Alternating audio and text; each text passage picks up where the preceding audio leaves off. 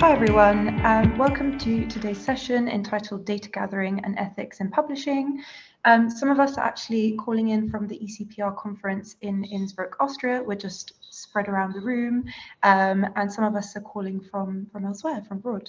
My name is Sophia Marcelia, and I'm an Associate Journals Publishing Manager at Wiley, and I'll be your chair for today's session. So today we have a great lineup for you.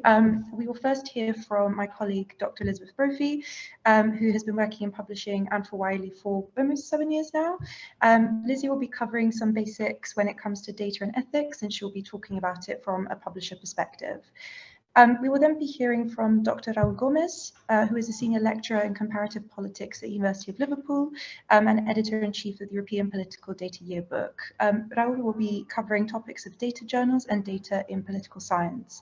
And finally, we'll be hearing from our fourth panelist, who is Dr. Karine Caunes, who is the Global Program Director at the Centre for AI and Digital Policy, and she's also an editor-in-chief for the European Law Journal. Karine will be providing an overview of ethics and digital revolution. So without any further ado, I will hand over to Lizzie, who will kickstart the session. Okay, so thank you for coming to this session today. I'm going to be kicking us off by talking about data and ethics and going over some basics, some of the practical things that you might want to know about publishing ethics. As Sophia said, I am a publisher at Wiley, and I work specifically in the General Social Sciences and Humanities team, focusing on political science, public administration, and law. So obviously, I wanted to start off by kind of talking a bit about research data and taking up this quote, which is about FAIR. And that is noting that research data is as important as the published article. When data is findable, accessible, interoperable, and reusable, the process becomes more efficient as you can access and analyze each other's findings and reuse it to inform new findings. This is why we're having this session, because data is becoming so much more important in relation to external aspects of research. So just to give you a quick idea of what I'm going to be talking about today. First, I'm going to talk a bit about what is data and ethics. I know it might seem really obvious and simple, but I think it's a really useful place to start. I want to talk a little bit about collecting data and providing some resources. I do want to talk a little bit about what you can do if you notice problems in relation to data that has been published. And then I'm going to finish by talking a bit about open research and open data, because that is really what's driving a lot of this. So let me start with what are data and ethics. So data is basically any research output that has been collected, observed, or created for the purpose of analysis. You know, it is all data. It is raw data, process data, software, algorithms, protocols, methods, materials, etc. These policies apply to all research data and underlie and support the results documented in research articles.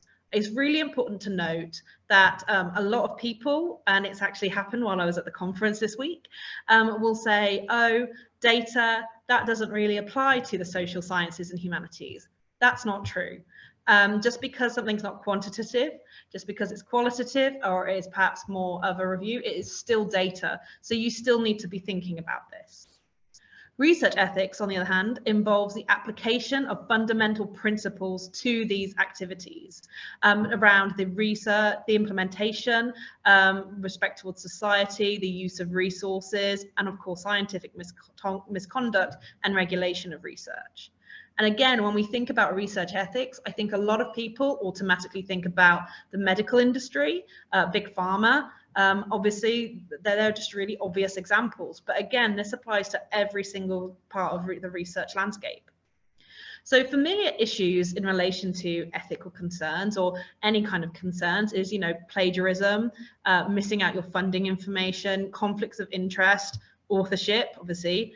But other things to be aware of are fabrication, falsification, image manipulation, sanctions, questionable practices, being inclusive of animal welfare, human welfare, bias-free language, and of course, registering trials. So in collecting ethical data, you know, I mean, what do you need to do? What resources are out there? So, I mean, first of all, very simply, it's kind of up to you and your data. I can't give you an exact blow by blow of exactly what you need to do because it's going to vary slightly. But I can give you some general overviews, some general tips to help you kind of thinking through your research. So first of all, there are the principles of ethical research. If you go to Google and you type that in, you'll get a whole range of different examples coming through, and they will all have a slightly different they will all have a slightly different kind of number of principles, but they still kind of cover the same basic things. And that is the idea that of being truthful and confidential, making sure that there's autonomy for your subject and informed consent, beneficence, non-malfeasance, and justice. And these are basically about kind of operating in that kind of open and ethical mindset. It's really useful to go and have a look at these to see if there is a group, a society, a funder who has their own principles, and that's a really good place to start in thinking through collecting ethical data. You also might want to have a look at your funders and institutions. First of all, big funders and institutions will have ethics committees. They will have people whose job it is to help make data collection ethical. So they're really good places to go. Also, you might want to consider legal requirements by region. I've put GDPR in there as an example because I just think it's a really good one. But for example, how many people are aware that there's a very similar Data Protection Act in the state of California? You need to be aware of what legal requirements exist in the different areas in order for you to make sure you are not only collecting data ethically, but to make sure you're collecting it legally. There are lots and lots of resources out there to give you some ideas of what to do. A lot of publishers have websites. Obviously, I've included the link here to the Wiley one because I think, I work at Wiley, but every publisher is going to have something like this. It provides a really clear breakdown of the different types of ethics to consider and maybe what you need to be doing in order to be covering those, depending again on what kind of data you're collecting. And then finally, there's, as I said, data, particularly open data, is part of this bigger process of open research. And there are a lot of tools out there that you can use. The Open Data Institute, for example, has a data ethics canvas, which can be a good way to kind of think through what ethical issues might come through your data. And of course, the Center for Open Science. Not only do they have a lot of information, but they also have the Open Science badges, which many journals are employing now as a way to kind of show that A, data is available, and B, that it is kind of fulfilling requirements. So I did also want to talk about what you should do if you feel there's a problem in relation to someone's data. The number of replication studies is increasing, which means very simply that it's more and more likely that you're going to find issues in the data. Now, of course, sometimes this is just a legitimate mistake. Mistakes happen, we're all only human, but sometimes something is a bit more serious, and that's where COPE can come in. So COPE is the Committee on Publication Ethics. It's a non-profit organization dedicated to promoting integrity in research and its publications. There are about 12,000 members. They have practical guidelines. They have lots of resources and seminars, and pretty much all the major publishing houses are members of COPE. At Wiley, for example, COPE is our first call. If we get a complaint of plagiarism or anything like that, COPE is pretty much our first port of call. So it provides a lot of guidelines and workflows for thinking about publishing ethics questions, but especially in relation to data and plagiarism and issues with submissions. As you can see here, I've got an example of one of their workflows, which is about fabricated data in a submitted manuscript. It shows you very clearly the stages you should go through and how to deal with it and what you're kind of looking for. Again, these are so useful. They are free to view, they are free to engage with, and they are incredibly, incredibly helpful. And I do want to go back to saying that noticing issues, this is not about punishing honest mistakes. This is about ensuring that integrity in research is upheld. Also, if you do find any issues, it's very important that you escalate it to to the editor of a journal or a book, to the publisher, or to the institution as appropriate. So the kind of last section I wanted to talk about was open research.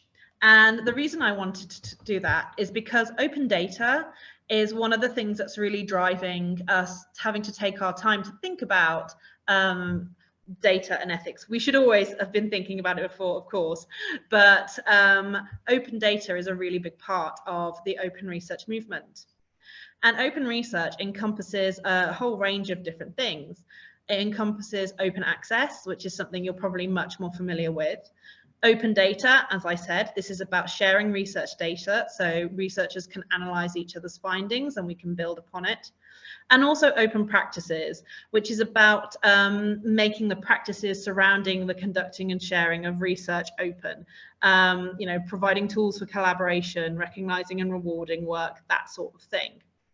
So open data and the ethics around data is just one part of this much bigger whole. And again, the openness of data, data being available for everyone to engage with, is becoming more and more common.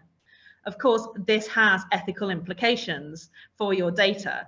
If you are conducting qualitative interviews, you are going to need to take into account the fact that this data might be made open. You need to include that in your plans for ethically getting your data. So what else is happening? So what I talk about open data, but what does this mean practically in relation to journals and in relation to your publishing content? So many journals have data sharing policies, and I've got an example here of 4 different types: encourages data sharing, expects, mandates, and mandates with peer review. As you can see, they're all slightly different, and many journals are in different places. In the UK, for example, many political science journals have an expects policy.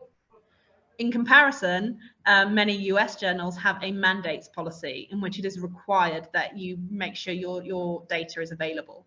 This is just something that you're going to need to consider in submitting it, and again, in thinking about the ethics around your journal.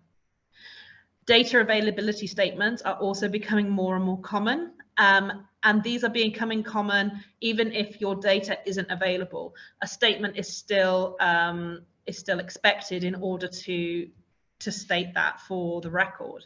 And again, I've got some examples here which show, you know, some of the templates for the different data availability statements, from it being completely open to the public, and to it being available on request, and to it not being applicable. Data citation is also increasing. Many publishers have endorsed the Force 11 data citation principles, in which data is cited in the same way as an article or a book or everything like that. And again, this is just considering the fact that the reason I'm linking this to ethics is because you need to consider it. And then, of course, there's data archiving. If for data to be accessible, it needs to be stored somewhere. And so we have the repositories for storing data, and institutions are even beginning to require that data is stored alongside published work. So this is all to just bring back to the fact that open data is growing, and therefore it needs to be built into any ethical considerations in relation to getting your data. Also, just to note that in a recent survey that Wiley conducted, we found that 65% of respondents said that there had not been any instance when they had not elected to share their data. This has grown a lot over the last few years, and we're expecting to see it continue to rise, particularly as open access becomes more of a norm. There is one more thing that I wanted to bring up, and I don't want to make anyone feel uncomfortable or kind of freak anybody out. But with the rise of open data and the rise of the ability of people to engage with open data, and to therefore question the ethics behind it, you just need to be aware of it, be more aware. The online experience has changed how research is approached, and open data means it's now open to everyone. Media engagement, other engagement is growing in relation to this kind of data, and it is not always positive. This can lead to direct attacks on research, on researchers. There are resources on COPE and not just for raising concerns, but for helping to support authors. And again, this is something that you can talk to editors, publishers, institutions, and funders about. This is just something to note, that this is happening and we're seeing it happen more and more. So just to give you a brief summary of what I've covered. So basically, research data now is as important as the research article, which is why we wanted to talk about the ethics of the data. The principles of ethical research are out there, and you should definitely take some time to look at them if you are conducting any research. There are a lot of resources out there for you. You just need to find them. COPE is a great resource, but there are also others which you have seen. Due to the growth of open research, the requirement for the accessibility to data is growing, and more journals are expecting you to have a data policy or have a data availability statement. This all means that ethical considerations around open data must be included in your data gathering plans, or you could find yourself in hot water in the future. So thank you very much for listening to me talk about some of the basics. I know that the other speakers will be able to talk much more interestingly about more interesting subjects. I finally just wanted to end though by noting that if anyone is around, on Friday I'll be speaking in another session, developing an ecosystem of fair, linked and open data in and beyond political science, which will be at 1:30 CEST on Friday. So please do join me there to hear more about open data and the concept of fair data as well. Thank you very much. I will hand over to the next speaker, who is Raul Gomez. So thank you, take it away. Right, okay, so as Lisa said before, I'm Raul Gomez. I'm one of the editors of the European Journal of Political Research Political Data Yearbook. So what I'm going to talk about is mostly from my own experience as an editor of a journal that is actually more than a journal, a data yearbook, as the name says it.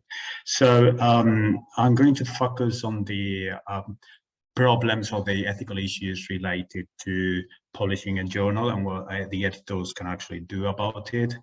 But most of the time, I think I'm just going to be ranting, and I'm just going to be pointing the finger to issues that I've experienced or I've thought about as an editor. And those are sometimes issues that you know, they don't have easy solutions, and maybe one, or I'm hoping that one of the outcomes of this talk will be that I might spark some sort of a discussion over some of those issues and on what we can do about them, because some are a bit complicated. So as Lizzie said, there are different kinds of ethical aspects of in the publication process. So there's academic integrity, there's authorship, conflicts of interest, etc. Many of those issues are quite satisfactorily dealt with nowadays by editors, and publishers have been helping a lot with that. So there's, of course, within these issues, there are some things that are more difficult to deal with or to tackle than others. For example, when it comes to authorship, there's always the forums where people are asked about, have you actually included everybody that, you know, contributed meaningfully to the work and things like that. Whereas when it comes to, so that's probably a more difficult issue to tackle, whereas when it comes to academic integrity, it's much easier, because we have instruments to actually check the academic integrity of a contribution. But what I want to talk about mostly today is the fourth point here, which is about data. So ethics, when it comes to data, refers to the whole process, from the process when you start collecting the data, from having research ethics approval, from if you're working with humans, making sure that everybody has got consent, etc., through the process of analyzing the data and what you do with data after you've analyzed data. So making sure that the data is accurate, that you have that there is data attribution, that you have cited all the appropriate sources, and also how to manage the data and what to do with the data after the data have been published. So when it comes to data accuracy, I was just trying to think about the different aspects of data accuracy and what editors, or the role of editors in making sure that the data are accurate, that you're not working with fabricated data and things like that. And I suppose there are two different kinds of checks in place. So there is the possibility of conducting ex-ante checks and also ex-post checks. But most of the time, ex-ante checks are very, very difficult to implement because it involves the editors actually looking at the data and figuring out if the data have been fabricated or not, which in some cases might be straightforward, but in some cases it might not be. The peer review process also helps with that, but it is difficult in practice to actually do this before an article has been published.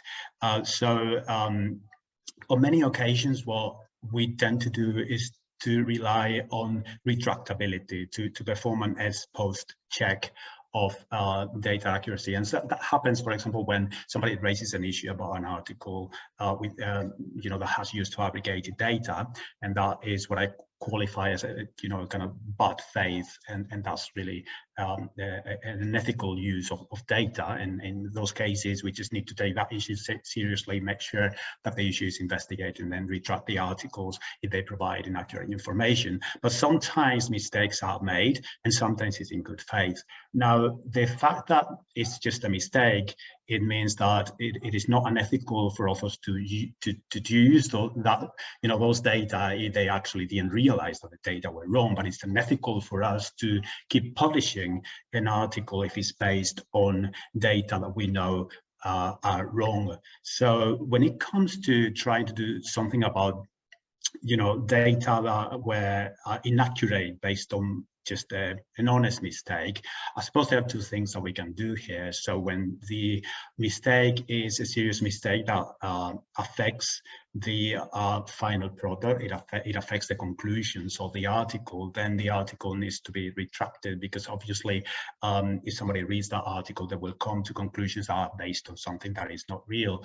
But we also get a lot of examples, and for the PDY, for the Political Data Yearbook, we get a lot of examples of small mistakes, which only considers a data point or a couple of data points. And in those cases, we give the authors, and all journals do that, give the authors the opportunity to make corrigenda.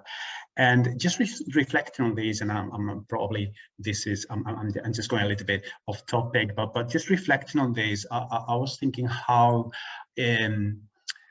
paradoxical it is that we are in the 21st century, and most journals are published online nowadays, and we still work with principles that were in place when we used printed journals. So, the issue of corrigenda and how difficult it is to actually change the version of record. So if an author publishes something and the data or one or two aspects of the data are wrong and we need to change that, it's a whole process that involves adding this kind of corrigendum to the article, whereas taking into account that we are working in the age of the internet, it would be much easier for us to simply change the version of record and say, well, there is this new version of record, and there was a previous version which is inaccurate. I suppose I'm just mentioning that to see if Lizzie has something to say about that, and about how easy it could be made, or if the process could be made easier to try and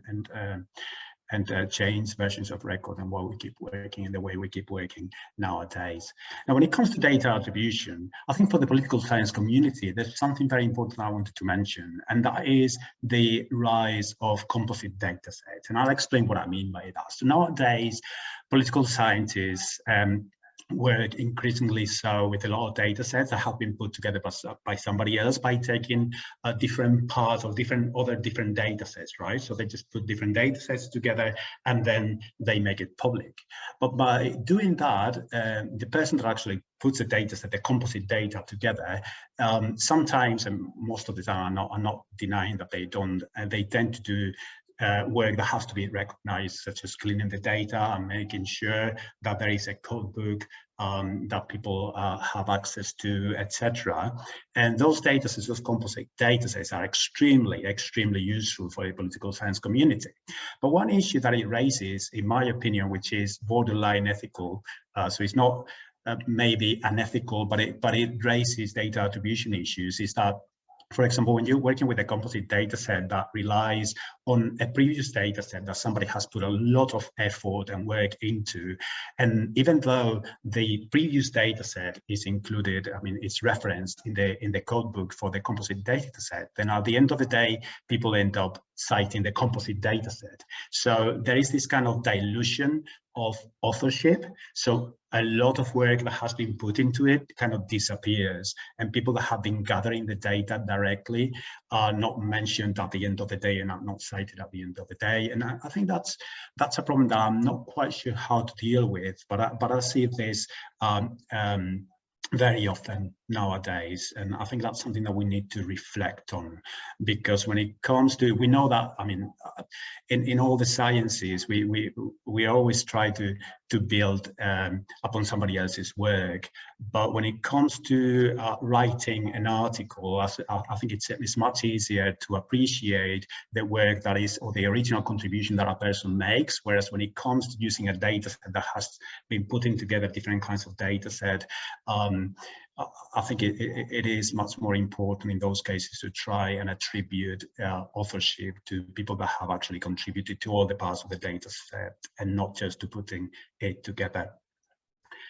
And that's the problem we do have a lot as well in the PDY, because at the end of the day, sometimes people use the PDY to put together data from different elections, different countries, etc. And there's a lot of people contributing to that, and then people just refer to the PDY. They just cite the PDY, but there's a lot of work there, and a lot of people that have contributed to it, and that effort shouldn't be forgotten about.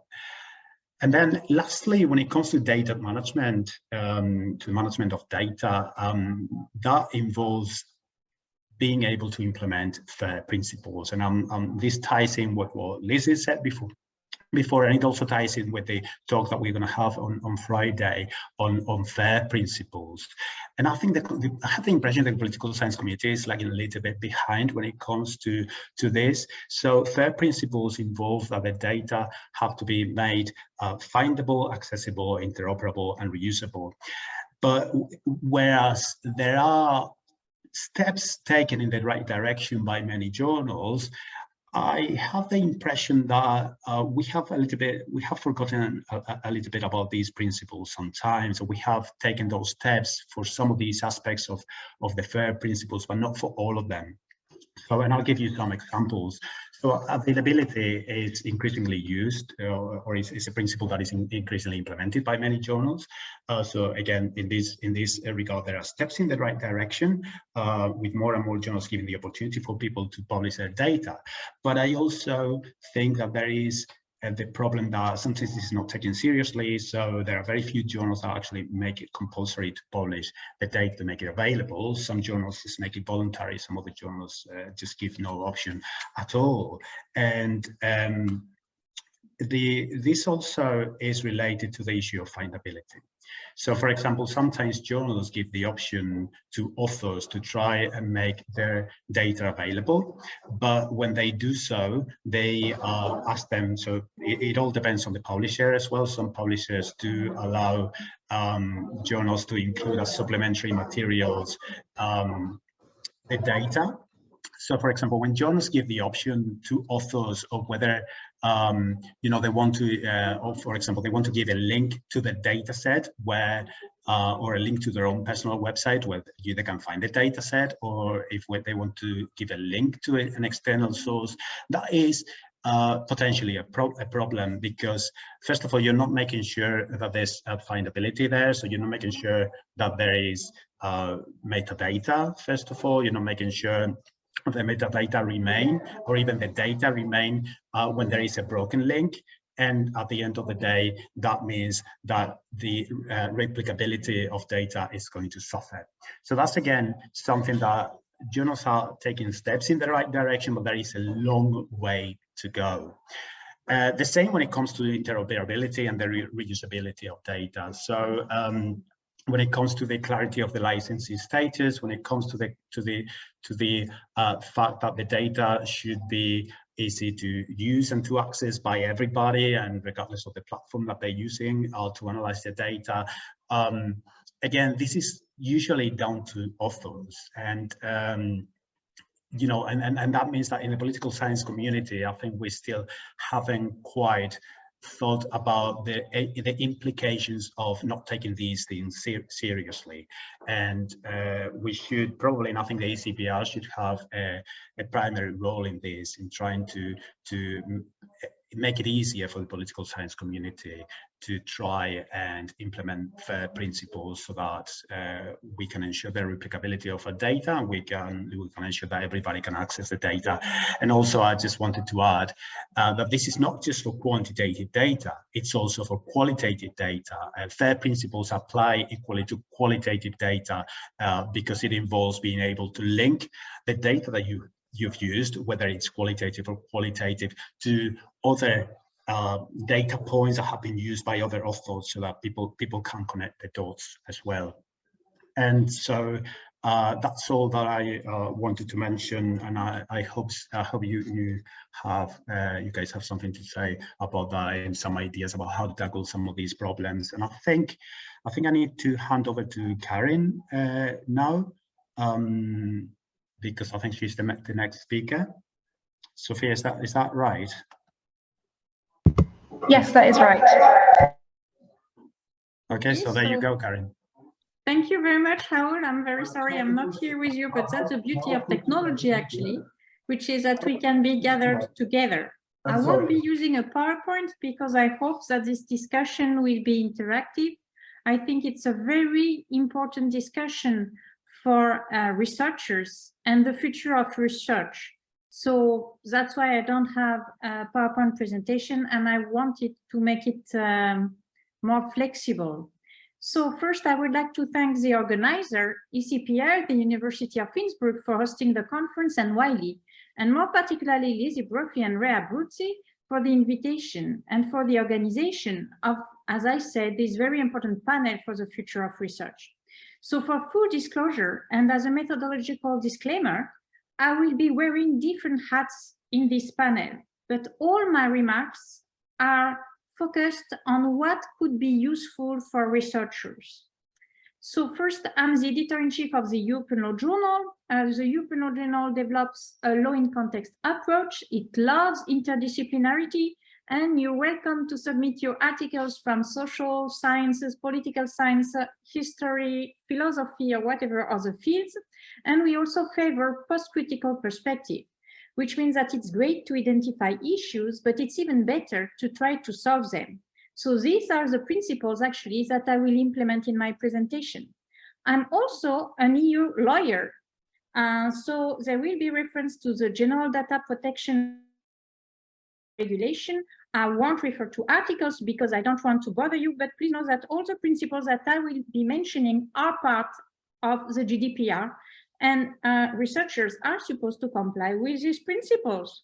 So it also means that my presentation will focus on the use of personal data, and it won't really deal with non-personal data, because it has already been done by the other speakers. And I also think that, considering that political science researchers or social science researchers often deal with what we call sensitive data, meaning relating to religious beliefs, sexual orientation, and so on and so forth. So I think this is the focus on personal data can be quite useful with regard to ethical considerations. Lastly, I'm the Global Program Director of the Center for AI and Digital Policy, Cidp, and Cidp aims to promote a better society, more fair, more just, a world where technology promotes broad social inclusion based on fundamental rights, democratic institutions, and the rule of law. And this is what we call this human-centered approach, which will guide my whole presentation. So I just wanted to make these methodological assumptions clear first. So I think that the first question to ask is, what are the challenges and issues related to data gathering and ethics in scholarly publishing? And to answer this question, I decided to focus my presentation on ethics and the digital revolution from an interdisciplinary perspective. And why so? Because there are different ways to conceptualize the issue of data gathering and ethics and the relationship between the two. If I take a legal standpoint, which is my specialty, and the interdisciplinary perspective will come from you, those who are participating to this panel, then I have to think about the relationships between law and ethics. What is interesting is that law encapsulates some ethical considerations, but ethics is a wider field. And as far as personal data gathering for research and publication purpose is concerned, you might have some obligations from a legal perspective, meaning the GDPR, but you might want to put your compliance with legal obligations in a broader ethical perspective. This leads us to consider also the relationship between ethics and the digital revolution. Here, the question is the digital revolution remodeling your ethical perspective, or do your ethics and values mold your approach to the digital revolution? Probably a bit of both, but from a human-centered perspective, it is your ethics and values that shall guide your approach to the digital revolution and not the other way around. Data gathering and processing through, for example, artificial intelligence is not exempt from ethical considerations. And you have quite some people which are tech-savvy, which advocates for an approach which would dissociate ethical consideration from the use of data and their processing through artificial intelligence technologies. So what the digital revolution does is that it forces all of us to think deeper about our ethical positioning with regard to concrete issues that data gathering and processing raise. The concrete situations might be new. However, the ethical dilemma deep down are not so new. So from this perspective, to answer the question of the challenges and issues raised by data gathering and ethics in scholarly publishing, there is another fundamental question that should be asked first from a human-centered perspective. What are the objectives of a researcher and which goals she pursues through publications? So basically, I chose three, which I think are the most obvious ones: career enhancements, knowledge, and impactful research in public policy terms. So as far as career enhancement, there is a kind of dilemma that researchers face. You have, on the one hand, to publish in order to get career advancement, promotion, and on the other hand, you do care about quality publication, which might be something to be careful about if indeed you want to be promoted. But the two are not necessarily friends, and there are ethical considerations involved concerning research methodology with regard to data gathering, processing, and use. The solution, I think, is to establish a methodology or a protocol right from the start and to stick to it, which means even before writing your article, even before collecting data, ask yourself, what kind of protocol will I follow? I think this is the main question that you have to ask yourself. And if you think deeply about that, then for all the data collection, data gathering, data processing, and for the writing of future articles, you will be able to stick to this methodology. Obviously, sometimes you might want to revise it based on experience, but you have a good basis. So you will save time, efficiency purposes, but at the same time, you might manage to get to quality publication. And it will both be favorable to your career promotion. So for the second objective, knowledge, that's the eternal quest of researchers, for idealistic and passionate researchers. And if you love your job, obviously, you will be better at it.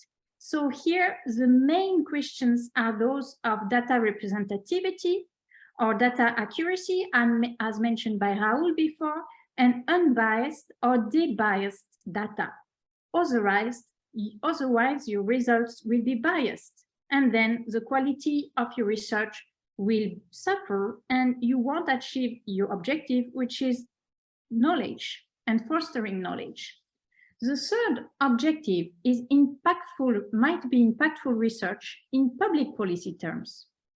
Here, this is for people who wish to have a concrete effect on people's lives through their research, raise awareness about an issue, identify possible solutions to this issue, or advise policy practitioners and decision makers. So for that, representativity and accuracy of data are key. Without representativity and accuracy, you can get negative impact in two ways as well. First, even with goodwill, you can achieve wrongful results because your data is biased. And if you want to advise policy practitioners or for them to pay attention to what to the results of your research, or even if you don't want it to, but they do pay attention to the results of your research, then it creates huge problems because policy decisions will be taken based on biased research. Second, there's another problem, which is the manipulation of data. I refer by that to data reuse in malicious ways. So one question that a researcher has to think about is, for example, who is funding his research? Your research and data can be reused by states in a post-truth world, which means that basically data is power. So it might raise issues of profiling, social scoring, and mass surveillance. It might be linked to this kind of issues, and you have to be aware of it. Second, your data and possibly your research can be reused by private companies, and then data is money. And they might not care about the way the data that you collected will be used. So you have to be careful about that. You have to have it in mind. And this is without mentioning public-private partnerships.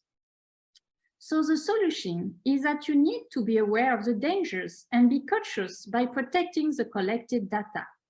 Based on these objectives, career enhancement, knowledge, and impactful research, you have to have a game or strategic plan. And I will spoil the conclusion. I would strongly advise to perform your own, for you to perform your own data privacy impact assessment, and even, if necessary, an artificial intelligence impact assessment. You have to ensure privacy and trustworthy AI by design. So don't worry, you have great help for that. First, you have to know that you are accountable for the data that you're collecting and publishing, and your university as well. Fortunately for you, universities, for example, usually have data protection officers, and so are big companies which are funding research.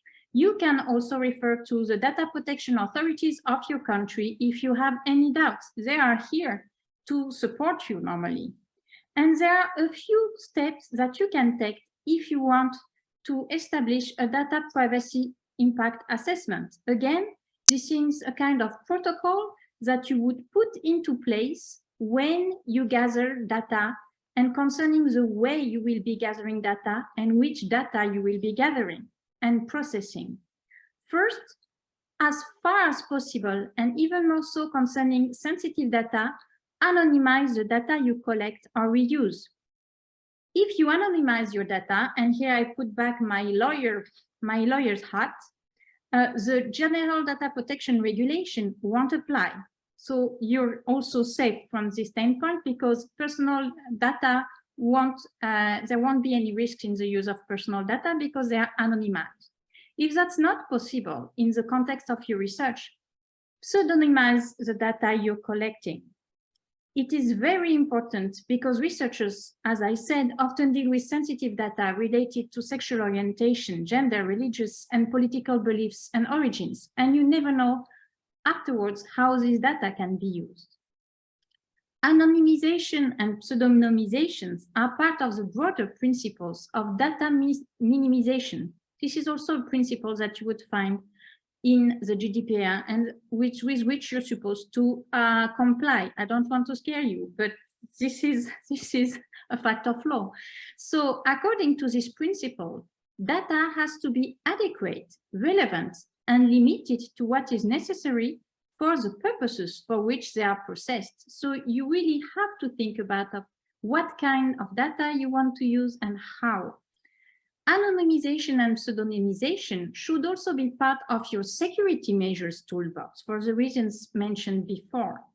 Make sure that your data is well secured. When working with personal data, you should at least make use of privacy protection techniques and measures, such as, for example, encryption, as I mentioned before, data anonymization and pseudonymization.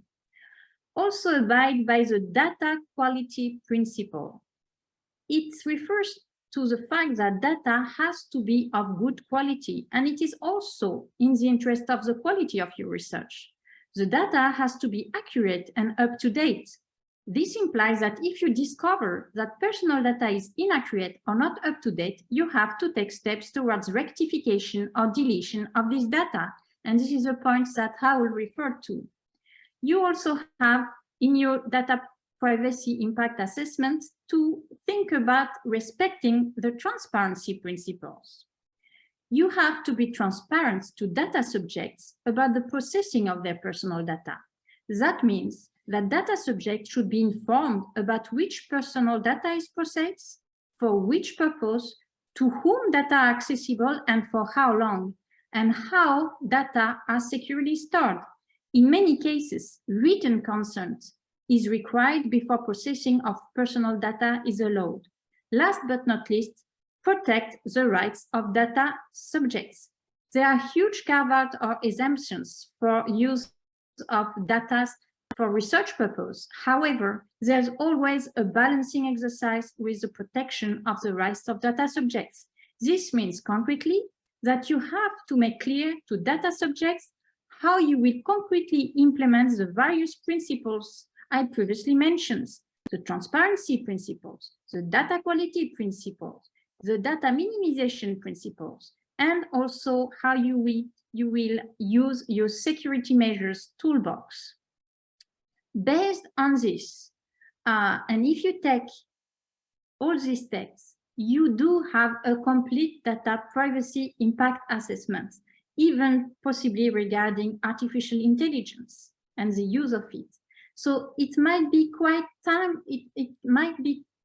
consuming the first time you do it, but then after you will see it will go very fast. And as I said, at your university, your research institute, you should have normally a data protection officer who is here to help you with this.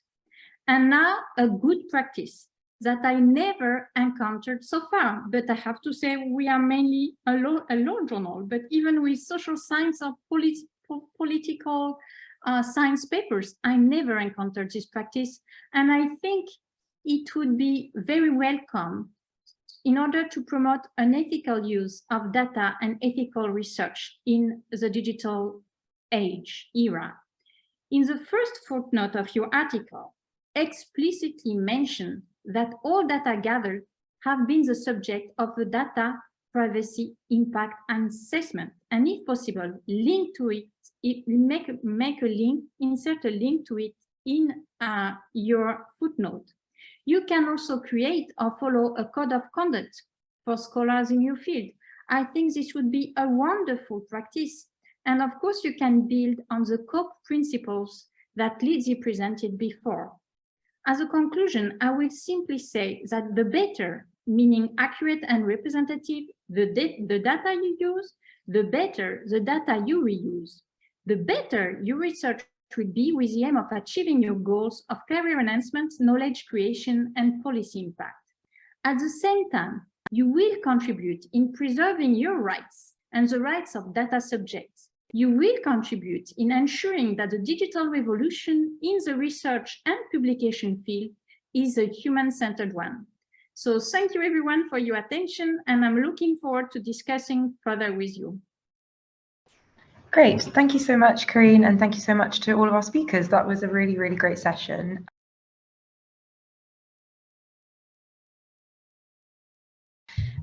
So the first question that I wanted to ask, I mean, any of the speakers could answer this, but I might direct it to Lizzie since she's sitting in the room here with me. But then obviously, Karine and Raul, you're more than welcome to answer. So my first question was going to be, what is the most common ethical issue related to journal publications that editors and publishers have to deal with? if I may, I would say, I mean, from a law journal, so we have less, we are processing less data in the sense that we have less aggregated data, composite data, and so on and so forth. Our data refers to articles and case law, okay? So with this in mind, I would say that the main issue is plagiarism. And plagiarism sometimes when authors do not do it in purpose, like it's sometimes linked to the fact that they do not all speak English. And most journals nowadays are in English. The problem is that since they're unsure about their English, what they do is they have the tendency to find someone who said what they wanted to say. This is for non-malicious plagiarisms, or to pick up, to cite parts of court's decisions and copy-paste them. The thing is that, and researchers should be aware of it, most journals and Wiley journals do have plagiarism, algorithmic plagiarisms monitoring tools, which means that when there is a lot of commonalities, a high percentage of commonalities between a paper and something that has been published online, we automatically know it. And it's not in favor of the scholar. So often, if we see that it's not malicious, it's mainly decisions by the court, we say add citations, you know, put the reference, please. What you say is great, this is fine, but please put the references. We need them to correct. Or what we try to achieve is actually for the European Law Journal, and I really would like to thank Wiley for that, because that was a huge issue for us, because we mainly have people who are not English native speakers, as myself, for example, is that we not only have copy editing, but we have proofreading. And when authors know that they do have proofreading, of course, we want them to do their best. Of course, they can ask a colleague, and I will always recommend to ask a colleague to check your paper, also for quality, but proofreading is nice as well. And sometimes reviewers do it. We have had very nice reviewers who are English native speakers who said, hey, you know, I spotted this and that, so please correct it, because we take huge care with the reviewing process as well. So with all these tools, we try to reassure authors that no worries, you don't need to plagiarize, you don't need to copy paste. We will take care of that. That's it. And another issue, and how maybe you can confirm, this is a trend, a new trend with a digital revolution, actually. These are articles written by bots, which means fake articles, which means it's incredible because the title looks super good sometimes, but when you read it, you say, wait a minute, what is this article actually saying? And it doesn't make any sense, except that it uses all the right words. So I would say that from the European Law Journal perspective, this has the kind of issues we're facing. I don't know for you, Raul. Yeah, I mean, the PDY is, you know, an interesting creative journal, but because most of the issues that we tend to have are just small issues with data sometimes and things like that. But from my conversations with colleagues that edit other journals, I get a lot of that, and especially the presence of mails and things like that, people that write articles and then for somebody else and then they're submitted. That seems to be happening quite often these days. There's also an issue with authorship as well, with attribution, but it's also, you know, when it, for example, and this also can depend on the culture as well. So sometimes, for example, when somebody has contributed very meaningfully to the article, but that person is, for example, a student or something like that, and that person is not in the acknowledgements, that person has even not been paid for it, and the person is not one of the authors. That's also one of the issues that seems to be happening quite often, and it kind of depends, as I say, on the culture and the country. So in some countries they wouldn't consider them as authors, whereas in other countries you would say, well, if the person has actually written half the article, you need to acknowledge their authorship. And also something else that tends to happen as well is conflicts of interest and how these are understood. So again, what you would consider a conflict of interest, somebody else in another country might not consider it to be a conflict of interest. And this is also something that I've heard it tends to happen quite often lately. Yeah, and I'll follow up on that. I mean, obviously, both Karine and Raul have mentioned kind of plagiarism and the kind of other aspects around this, and that is definitely something that we're seeing. I mean, as Karine mentioned, plagiarism is just a lot easier to pick up on nowadays because we do have software around that, and that issue of paper mills. That is a big issue as well, those fake papers being churned out. And I think, yes, Raul was also really right to point out conflicts of interest that is coming up, I think, more and more. And, or the authorship, both in relation to making sure that the person that did the work that has actually produced the paper and the research is being mentioned. From a very specifically publishing perspective, I think in general, we're just engaging more and more with data. There's a lot more questions around how does data fit into our journal output? How do we host it? How do we ensure that it is correct, it is available, and that it is kind of fitting into what the journal and the editor needs?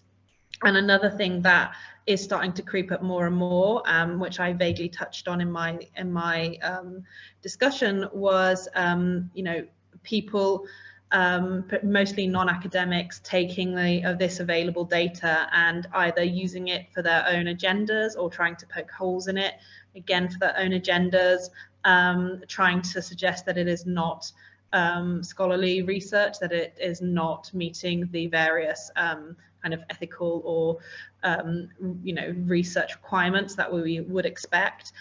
This is something that's coming up more and more, and just because it is accessible. Again, going back to Karine's kind of mention of the kind of digital revolution. And the last thing I would want to mention as well, just in general, in relation to kind of ethics in general, we've also seen a big rise recently in relation to the concept of people plagiarizing ideas. Obviously, it's always very, very difficult to prove who thought of something first, and people do think of the same thing at the same time. That does happen, but it's definitely something that's been coming up more and more. And as publishers, we've been relying more and more on subject matter experts, i.e. you guys, to be able to look at the research and draw conclusions on that. Because when it comes to things of that nature, obviously we need the community to provide the support for that. I just wanted to step in to say that that's actually quite right, and it tends to affect the weakest part of the chain. So it's always the students and more junior colleagues that tend to suffer the consequences of that, of somebody stealing their idea and publishing a paper, or using their work without recognizing, without acknowledging their authorship or things like that. So I think that on that, actually, this is why with the development of technologies, there are more opportunities to cheat, but cheating has always been there. So this is nice that we have hybrid tools, meaning technological tools, but also the added value of a journal, which in the academic community, because when you send a paper to a reviewer might be aware of this idea and say, you know what, actually, this person says that it's a new idea, because actually often researchers have the impression that if they say that it's brand new, then it makes their research much better.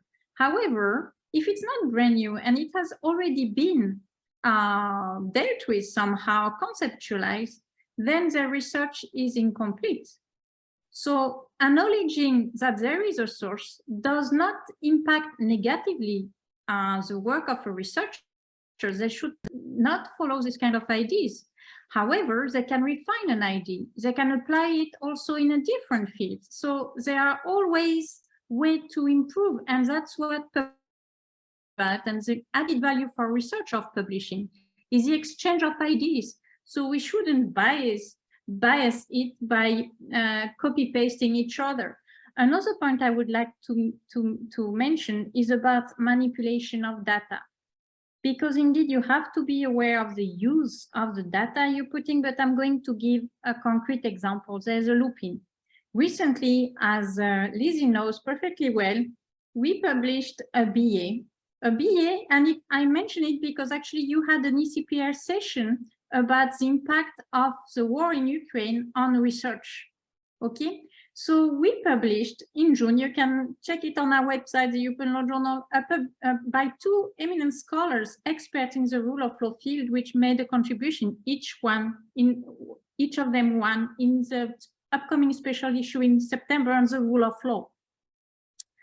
Because as we know, there's a problem here in Europe right now, and not just in Europe, but there's a kind of issue. And it was called a war as a pretext to waive the rule of law goodbye for a constitutional awakening.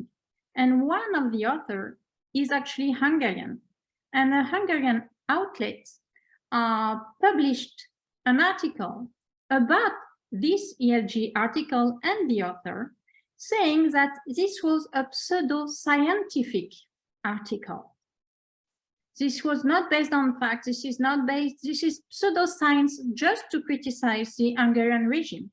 What follows is that this author has been accused countless times by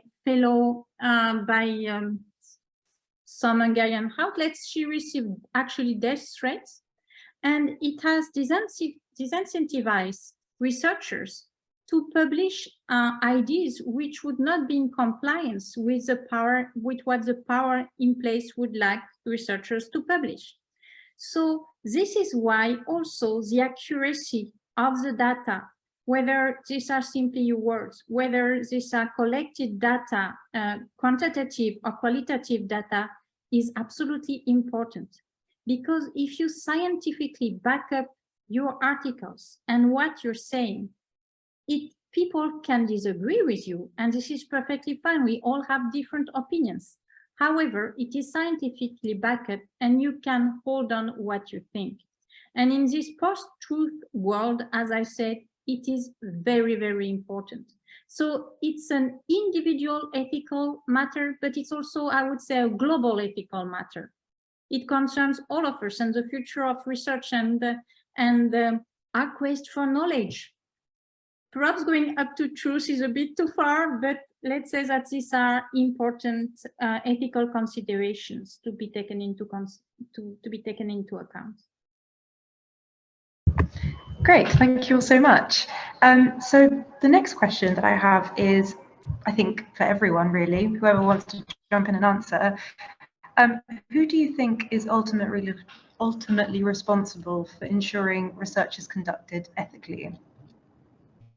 So I'm happy to jump in first, perhaps whilst the others kind of think through. I mean, when it comes to, I mean, on one level we could say the author, you know, from the publisher's perspective, our expectation is that the author will have, the person submitting it will have kind of done all the checks, will have kind of passed, will have done the work ethically, etc. Obviously, because we're publishing it, if there is an issue, either due to the ethical nature of the work or due to you know, some issue, obviously, as I said, we'll go to COPE, and there's a good chance that we will follow up and help sort out any issues, but that is really at the end of the process, of course. But when it comes to kind of other aspects of ethics, I think that you know, the funders and institutions also have an important part to play. And in kind of referencing actually Karine's message, you know, what she said just now, there was someone at the ECPR conference who was talking about the kind of the issues of studying the far right in political science, and how that can put the individual researcher themselves in danger. And so, and maybe that we need to have more things in place to ensure the safety and support for scholars who are doing that kind of research. And I don't know if anybody else here has any other thoughts on that question. Yeah, I think, I mean, if you're the author, then at the end of the day, you're ultimately responsible for your work. but we should try, both publishers and editors and the whole community, actually. The thing about fair principles, for example, and transparency is just making sure that the whole community can make sure that you know, the data that are published are accurate and ethical, etc. So the whole community can actually check each other out. But ultimately, of course, the one responsible is the author, the person that has actually, if they have fabricated the data, for example, or they have published inaccurate data, is the person that have done so. So now I will put my lawyer's hat, and in legal terms, first, don't forget that if you publish something which is even more than inaccurate, something which disparages negative for other people involved, your liability is involved. Not only yours, but actually it might be also Wiley, and it might be the editor-in-chief. Yay! We might be tried before court. Second, if we take into consideration the broader political concept of accountability, not just liability and legal responsibility, then I think we have, as Raul mentioned as well, we have to look at it in global terms, which means that it also refers to your conception of what a journal is about. And a journal, for me at least, is an academic service. It's a service.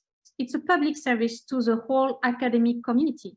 This means that the whole academic community is responsible.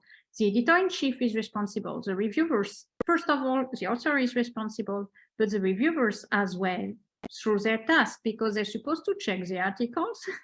And that's why we pay great attention to the reviewers we select. And we thank them for their efforts, because we wouldn't be able to make it without them, actually. And the editor-in-chief, the assistant editor, and so on and so forth. So I would think that there are different levels of accountability, and all have to work together so that we do not have a case where a researcher feels even, and I'm thinking about young researchers, because old researchers, if they're cheating, they're cheating. We can do nothing about that. If they don't have ethics, they will never have them, right? But for young researchers, we have to make sure that they don't feel pressure to cheat, to achieve their goal. So they have to understand that it is a safe environment, that when we're reviewing articles, our aim is not to criticize articles for the sake of criticizing, because anyone who has Twitter and so on and so forth sees these tweets about, oh my God, I got 3 reviews, 3 going in different directions and so on. No, when we receive reviews, we look at the article, we look at the different reviews, we integrate them together, and we try to make it understandable and mostly helpful, because even reviewing is a service to the writer, and then through the production of good research to the academic community. So that's why I think it's a global concept of accountability with it's actually a multi-level concept of accountability, like the EU. Great, thank you all. So I think we've got time for one last question. So it's just me today with the questions.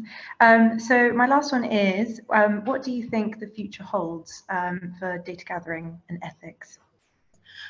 So again, like thinking from the publishing perspective, we're again looking at this from the idea of kind of openness, the continued kind of move towards open access, and therefore open data.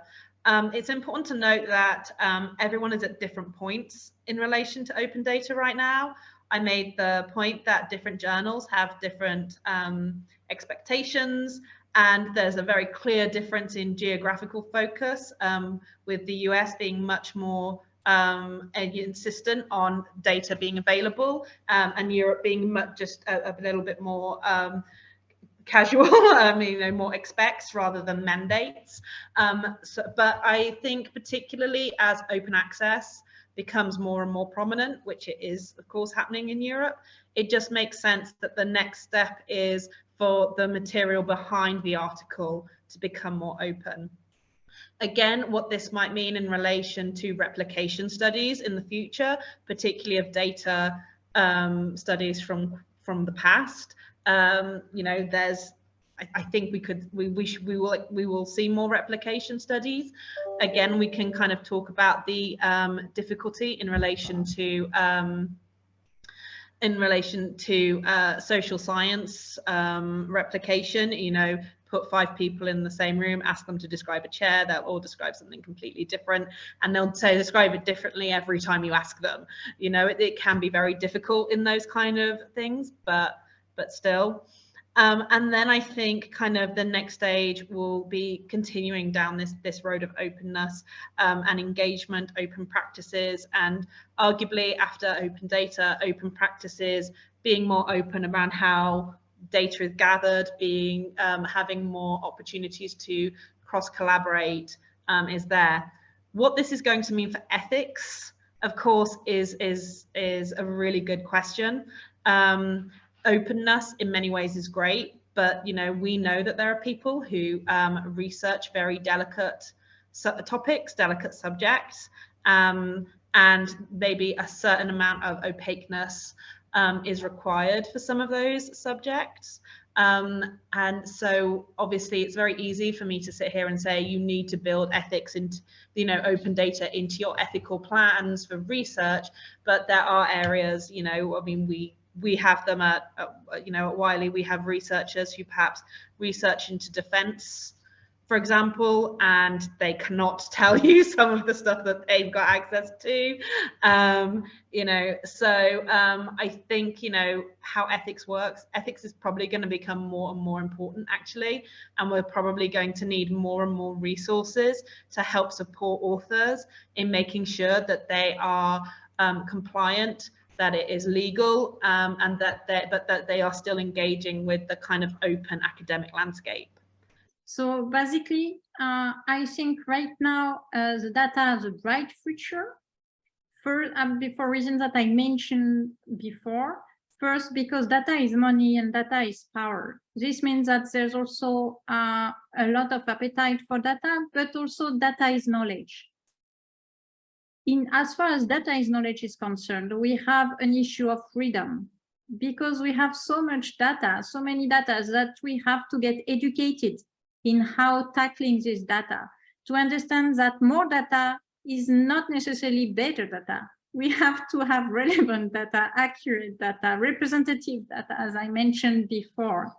So indeed, I think there is a broad future ahead, a bright future ahead for data. And one thing which I think which is important to consider for the future, and we don't know what the future holds as far as the digital technologies are concerned, we always one step behind, it is that we have to have an integrated approach to data. That means why?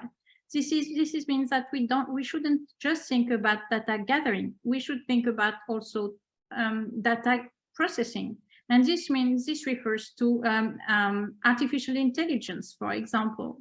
Which principles we apply to artificial intelligence, because what artificial intelligence, algorithmic technologies, etc. do is that it allows us to collect even more data and to process even more data. But then how we process the data is even more important. So we have to find the right equilibrium and the right balance between human intervention and the use of technologies and in data collection and data processing. So I think that there are as many questions as possible answers. And the most important thing is to ask the questions. What are the relevant questions? So I think an ethical perspective, a human-centered perspective, is absolutely fundamental, because it allows us to navigate in this wild, wild west or new world full of opportunities, but also risks. Saying, I completely agree with both of you. There are risks and also opportunities in this, and I do think in the future there will be more transparency, and other disciplines are going in that direction, in the direction of making data more fair.